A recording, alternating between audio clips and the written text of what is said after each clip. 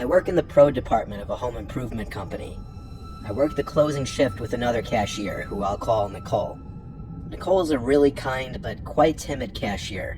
She's also very pretty, so she has a lot of contractors hit on her. It's usually not that worrisome, though. A few compliments, maybe a dinner invite, which she'd politely decline. I would probably ask her out as well, if it wasn't for one detail. Nicole does have a girlfriend, so being hit on by guys on a daily basis makes her rather uncomfortable.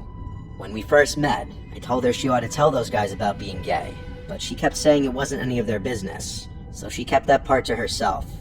Nicole has become my best friend, and having another cashier there with you keeps things from getting lonely. We even cover for each other's lunch breaks. One day when I came back from lunch, Nicole started telling me about this rather creepy guy who was flirting with her. She said she politely turned him down, saying she was with someone already, and while he didn't seem happy, he did leave. I shrugged it off as nothing more than the usual horny guy and laughed it off. But later that day, the man came back. Nicole wasn't there, as she had left to help a customer find some lumber, so it was just me. He looked rather normal, probably handsome to most women, but he acted off. After looking around the area, I asked him if I could help him with anything. "I'm here to see Nicole," he told me. I asked him how he knew her, and he said he had come in earlier and asked her out, to which he said yes, so he had come back in to pick her up. I told him she had left for the day, a usual lie everyone tells to cover for their friends. His smile went away as he started looking annoyed. He said he wanted to speak to Nicole and ask her out again, which contradicted what he had just told me about accepting his previous invite. I told him he could not do that, which caused him to cross his arms and ask me why not. I'm not the best liar when it comes to making up excuses on the spot. However, I didn't want to tell him Nicole was gay if she didn't want him to know it, so I just blurted out that Nicole was my fiancée.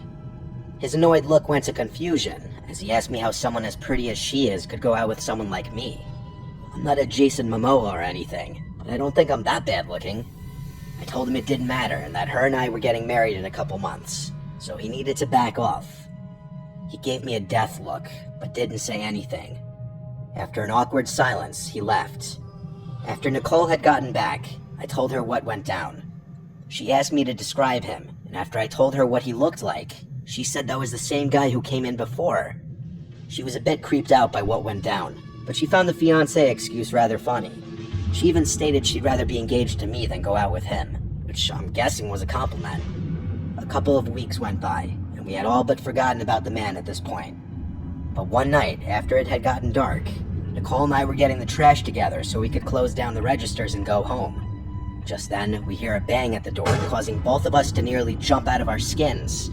It was the guy again. He had a wild look in his eyes as he kept his face pressed against the glass. "We're closed," I tell him. But he insists he needs to come in. Nicole yells again to tell him she's not interested, and for him to go away and leave her alone.